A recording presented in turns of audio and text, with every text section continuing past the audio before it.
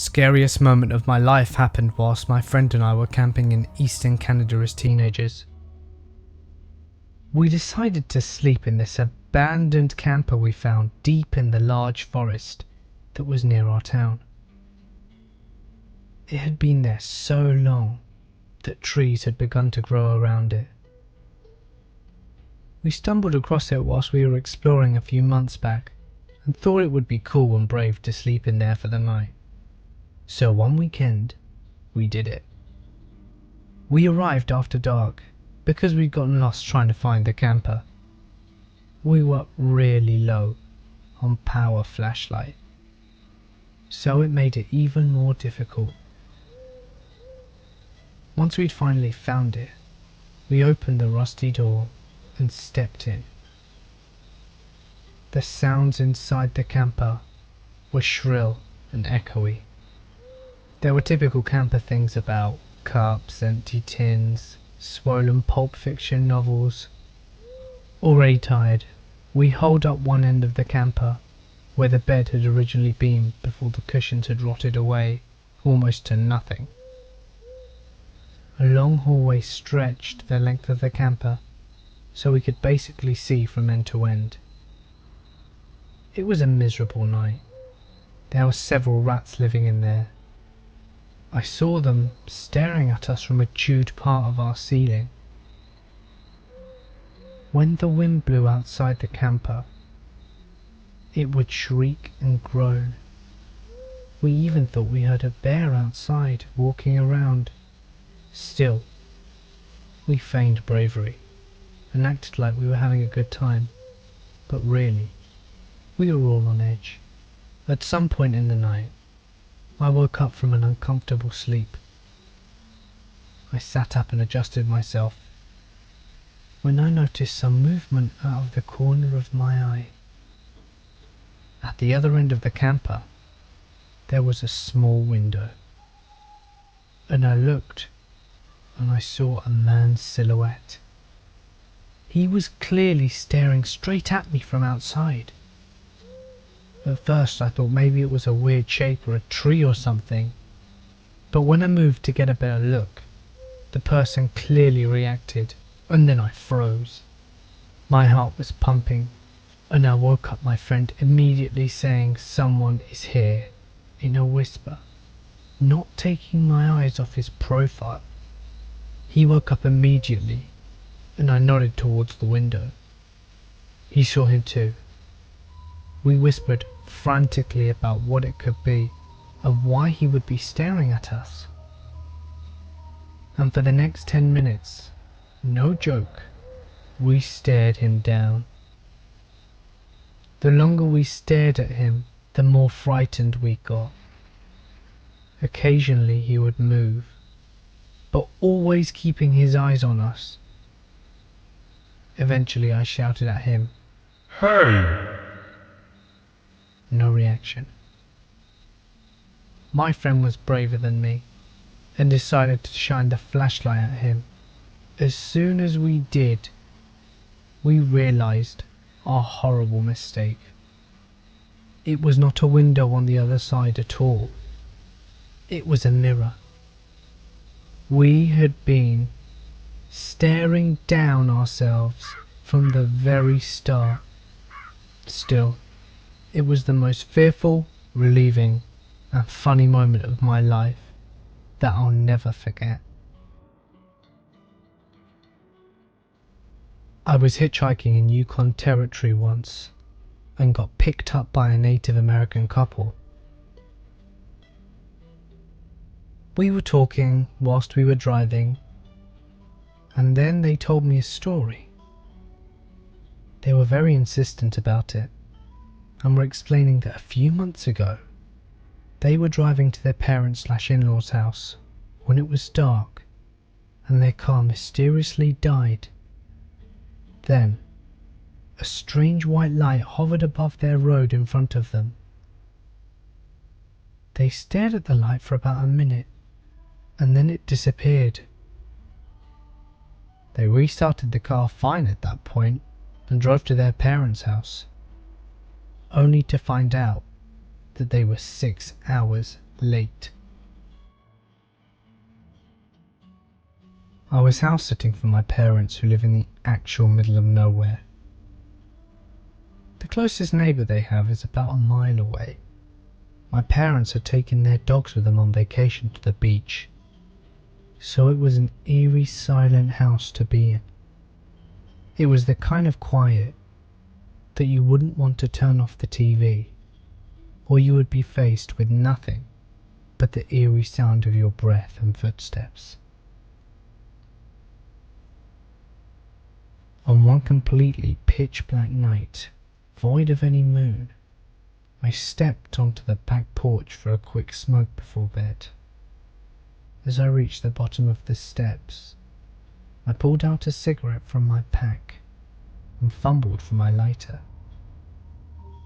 As I flicked the wheel, the glow of the small flame briefly lit up my surroundings.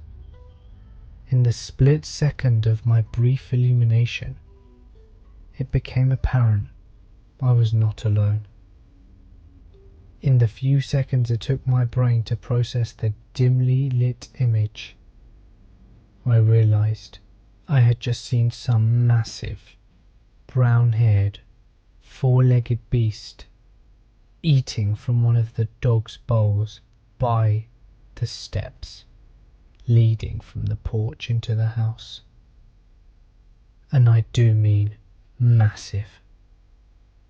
Easily twice the size of me, covered in some kind of dirty brown, human-like hair from front to back. I didn't make out its head, but I knew from a glimpse of its torso that it was something I've never seen in the wild. As I stood there in fear from what was standing no more than 3 feet away from me, unseen in the blackness of night, it let out some kind of deep, guttural grunt and plodded off into the woods, shaking the porch as it runs away, leaving me scared and shaking in the pitch-black darkness, with a still unlit cigarette hanging from my mouth. Needless to say, I ran inside, turned on every light, and hid in the most interior room of the house, like any grown adult man should. My brain couldn't process what it might be, but my imagination was filling in all the blanks with whatever scary beast could be lurking out in the woods just a few feet from my parents' back door, waiting to eat the shit out of me. A couple of weeks later, I found out there had been some reports of some of those giant feral pigs that had moved onto my parents' land. No giant scary monster things, just some overgrown hairy pig looking for a meal. I live in a small town in rural Australia. I'm a cyclist and I coordinate sport events, marathons, sell biking gear and whatnot. Around 6 a.m. one morning, I drove up to the mountains, and on the way I passed a woman sitting by the side of the road. At first I thought she could have been a hitchhiker, but there were no hotels around and she had absolutely no bags. I stopped my car about 400 meters away from her, grabbed a bottle of water out the boot of the car and walked down to see what was going on. That was the moment when I realized she was one of the most gorgeous women I had ever seen. She was probably around 20, pale as milk, with long blonde hair down to her hips, and one of those really German kind of looking hourglass figures, and really blue eyes. Like, this chick was crazy hot. She was wearing one of those long summer dresses that beach kids seem to love, which was freaking weird for the middle of the Australian bush. So I'm walking towards her like, oh my god, but I'm also thinking, what the hell? I hand her a bottle of water and ask her if she's lost or needs a lift back to town. She just stares at me, doesn't take the water, no blinking. I'm thinking, oh shit, she's some kind of crazy. So then I ask her if she ran away from somewhere, and she just said, no. She hadn't blinked yet, so I asked if she's waiting for someone to come pick her up, and she just goes, no, again. I ask her where our house is, and she just replies, here. I'm halfway up a mountain. There are no houses around here, so I was starting to get creeped out by this lady. I walked back to my Jeep and was about to drive down the mountain to get some signal to call the police to come and sort out this lady. She gets up and walks towards me. I was like, look, are you sure you don't want me to run you back to town? And she just says, no, again. I insist. Look, I don't feel comfortable leaving you here in the middle of nowhere. Please let me take you to the police station. She just turns around and walks off. Off into the bush, miles from anywhere, and I'm just sitting there like, what the hell?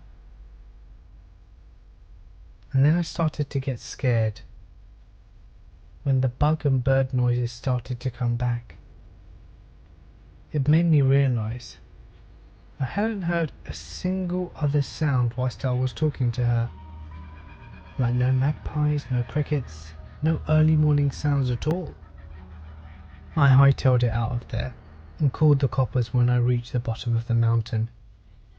Basically said, just saw a woman up a mountain who refused to get in my car. And then I realised just how retarded that sounded and hung up. I have no idea what the hell happened then. Hey guys, it's Mort here and thank you so much for listening. I hope you enjoyed today's stories. Although not quite paranormal, I don't think I would want to be in any of those situations. But speaking of the paranormal, the next video will probably be ghost stories or something to that effect. So stay tuned for that by hitting the subscribe button now.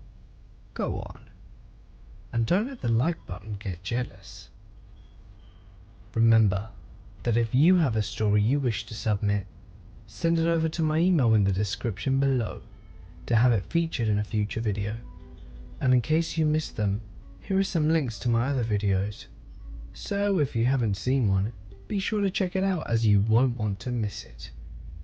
But anyway, for now guys, I'm going to sign off. Stay awesome, and I'll see you in the next one.